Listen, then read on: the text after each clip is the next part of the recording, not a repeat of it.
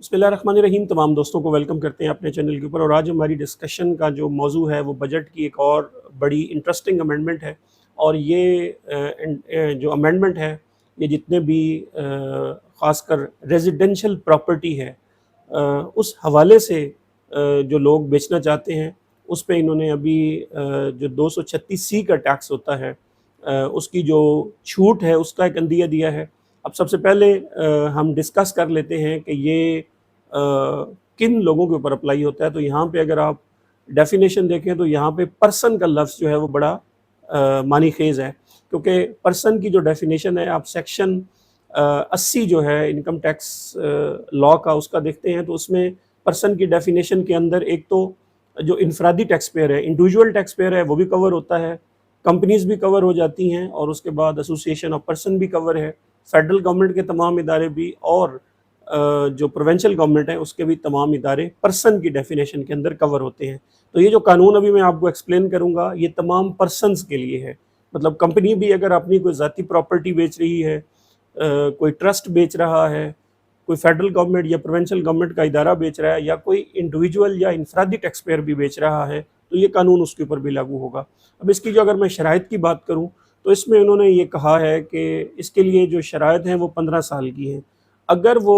ज़ाती घर किसी भी पर्सन का वो 15 साल उसकी ज़ाती इस्तेमाल में रहा हो, और उसके बाद 15 साल उसने मुसलसल अपनी जो इनकम टैक्स का उसका गोशवारा है उसके अंदर उसने डिक्लेयर किया हुआ हो रेजिडेंशियल प्रॉपर्टी के जो सेक्शन है उसके अंदर, और उसके बाद वो 15 साल के बाद अगर इसको बेचता है तो उसके लिए उसके ऊपर ये कानून लागू होगा। और चूँकि आपको पता है कि अगर आप प्रॉपर्टी 15 साल तक अपने पास आपने वैसे ही रखी है तो उसके ऊपर जो कैपिटल गेन टैक्स है वो कंस्ट्रक्टेड प्रॉपर्टी का 4 साल के बाद वैसे भी ज़ीरो हो जाता है। तो ज़ाहिर है सेक्शन 37 सब सेक्शन 1A के तहत कैपिटल गेन टैक्स भी उसके ऊपर ज़ीरो हो जाएगा, और बेचते हुए जो आपको पता है 236C का टैक्स लगता है जिसके रेट इस वक्त आपकी स्क्रीन के ऊपर हैं, ये रेट आपके ऊपर अप्लाई होते हैं जब आप प्रॉपर्टी बेचते हैं। तो अब उन्होंने ये कहा है कि अगर आपने 15 साल एक प्रॉपर्टी को होल्ड किया, 15 साल उसको अपने रिटर्न में डिक्लेयर किया या अपने एसेट्स के अंदर उसको डिक्लेयर किया हुआ है, और उसके बाद अगर आप उसको बेच रहे हैं तो उस सूरत में आप अपने कमिश्नर को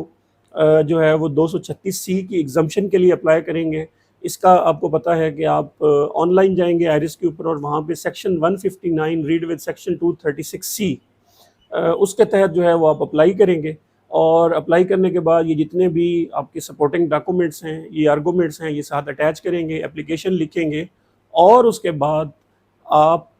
जो कमिश्नर है उससे जाके एग्जम्पशन जो है वो क्लेम करेंगे और आपको एग्जम्पशन मिल जाएगी अंडर दिस क्लॉज। लेकिन अब इसमें जो इंटरेस्टिंग चीज़ इन्होंने बताई है वो ये है कि ये वाली एग्जम्पशन जो है वो आप 15 साल में एक बार इस्तेमाल करेंगे।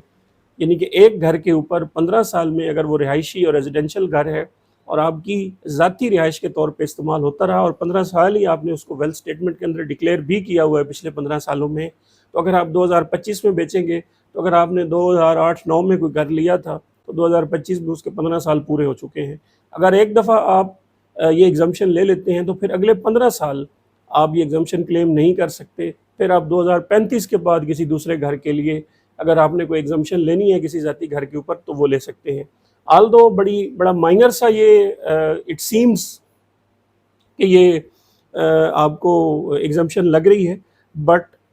इनफैक्ट जो लोग जिनके पास एक ही प्रॉपर्टी है जो अपना ज़ाती घर बेचना चाह रहे हैं और वो इन कंडीशंस को मीट करते हैं, डेफिनेटली उनके लिए ये काफ़ी हेल्पफुल होगा। क्यों? कैपिटल गेन भी ज़ीरो, ट्रांसफ़र टैक्स भी ज़ीरो, वो जो बाकी माइनर टैक्सेस हैं ट्रांसफ़र के ऊपर सिर्फ वही आपको अदर टैक्सेस जो है इनकम टैक्स के अलावा स्टैम्प ड्यूटी वगैरह या बाकी वो शायद आपको देने पड़े, अदरवाइज़ इनकम टैक्स आपको अगर आप ये कंडीशंस मीट करते हैं तो आपको ये शेयर की नहीं देना पड़ेगा। और एक चीज़ मैं और भी यहाँ पे एक्सप्लेन करता चलूँ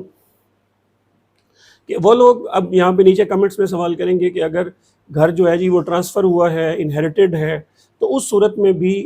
जिस डेट को इनहेरिट हुआ उसके बाद 15 साल देखे जाएंगे। क्यों? क्योंकि इनहेरिट होने से पहले वो घर आपके पेरेंट्स के की इनकम टैक्स रिटर्न के अंदर डिक्लेयर हो रहा था, और ट्रांसफ़र होने के बाद अब ये घर आपके पास आया है। तो जो सेलर है جو گھر بیچ رہا ہے دیکھا جائے گا کیا اس کی انکم ٹیکس ریٹرن کے اندر یا اس کی ویلتھ سٹیٹمنٹ کے اندر یہ پچھلے 15 سالوں میں ڈکلیئر ہو رہا تھا یا نہیں. تو ظاہر ہے جن کو گفٹ میں گھر ملا ہے، انہیریٹنس میں گھر ملا ہے، دونوں صورتوں کے اندر جو اس کا اب کرنٹ اونر ہے، جو اس کا اب موجودہ جو مالک ہے، اس کا دیکھا جائے گا کہ پچھلے 15 سالوں میں کیا یہ گھر اس کے پاس رہا ہے یا نہیں رہا. میں امید کرتا ہوں ہماری اس مختصر سی ویڈیو کی وجہ سے آپ کو یہ جتنی جو نئی امینڈمنٹ آئی ہے اس کی انفارمیشن ملی ہوگی. کوئی سوال ہے میں نیچے کمنٹس میں لکھیے. ویڈیو پسند آتی ہے اس کو لائک کیجئے، شیئر کیجئے.